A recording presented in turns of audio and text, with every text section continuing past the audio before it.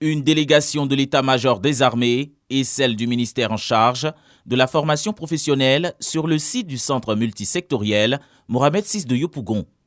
Une visite pour s'enquérir des installations d'évaluation du recrutement en cours pour le compte de l'armée. Il s'agit de recruter des sous-officiers et des militaires de rang ayant des diplômes dans les métiers de l'électronique, l'électricité, l'informatique, le bâtiment, la mécanique générale et l'automobile.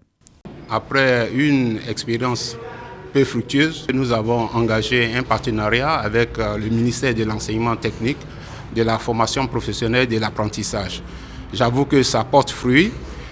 En commençant déjà par la communication, ça a permis d'avoir beaucoup de candidats, 5496, et il était bon pour ce qui concerne les étapes à venir, surtout les tests pratiques, d'aller sur le terrain, voir les établissements et voir comment on peut tester nos candidats de sorte qu'au final, on ait du personnel qualifié. 8 établissements de Yopougon, de Vridi, de Trècheville, de Marcory et de Koumassi sont retenus pour les tests pratiques des candidats.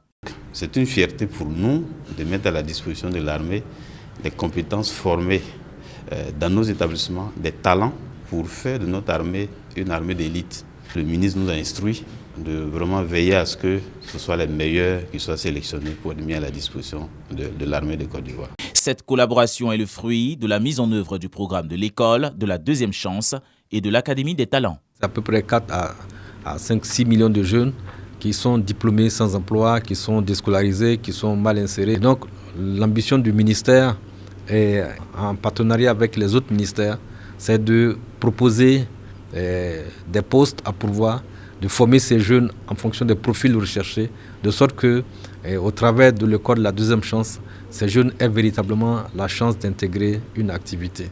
Lancé depuis le 6 février, pour l'heure, ce sont plus de 5000 candidats retenus pour la visite médicale. Ces jeunes formés par le ministère en charge de la formation professionnelle viendront compenser le déficit du personnel spécialisé en métiers vieillissants ou retraités de l'armée de Côte d'Ivoire.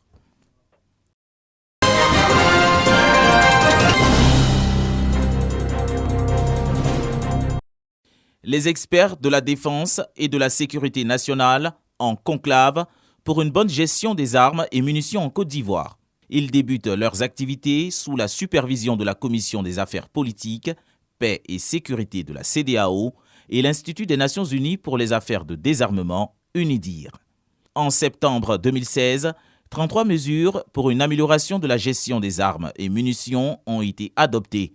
7 ans après, l'heure est arrivée de faire un état des lieux. On fait venir des partenaires internationaux, des gens qui sont spécialistes en la matière, et parler de MAG, Aletrest, Cogenta, etc., UNIDI, et ça nous permet au contact de tout cela de voir qu'est-ce qu'il y a à améliorer, parce que des domaines d'amélioration existent. Lorsque un officier va à une mairie qui prend une arme, des munitions, c'est enregistré, que ce soit à Korogo, à Man, à Bondoukou, partout. Dès que l'enregistrement se fait, la direction générale de la police est au courant. Les États membres ont eu le même logiciel, mais la Côte d'Ivoire a amélioré ce logiciel-là. Et c'est un exemple aujourd'hui. Les conclusions et les recommandations de ces travaux permettront de renforcer les approches nationales et régionales de la gestion des armes et munitions en Côte d'Ivoire et en Afrique.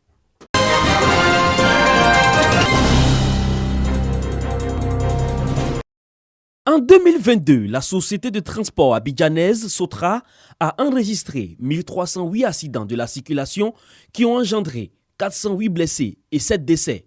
Des chiffres jugés trop alarmants. La direction générale veut rectifier le tir. Elle lance donc une campagne dénommée Pro-Attitude. Cette campagne vise à rappeler aux machinistes le respect du code de la route, et c'est ainsi qu'ils pourront préserver leur vie, la vie des autres, des usagers de la route, ainsi que les véhicules qui sont mis à leur disposition. Chers collaborateurs, chers amis, nous sommes une entreprise de transport public de référence en Afrique francophone. Nous devons être exemplaires, irréprochables dans notre façon de travailler. Chers collaborateurs machinistes, votre travail est essentiel pour la bonne marche de la SOTA, mais également pour la bonne marche de la nation tout entière. Ensemble, nous pouvons sauver des vies et rendre nos routes plus sûres.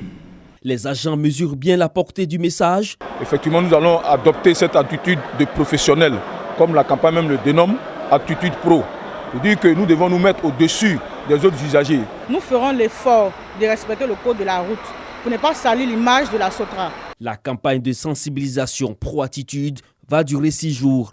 L'ensemble des gares, dépôts et terminus de la Sotra seront investis de 4h à 22h pour exhorter les machinistes à s'approprier l'objectif zéro accident de la circulation.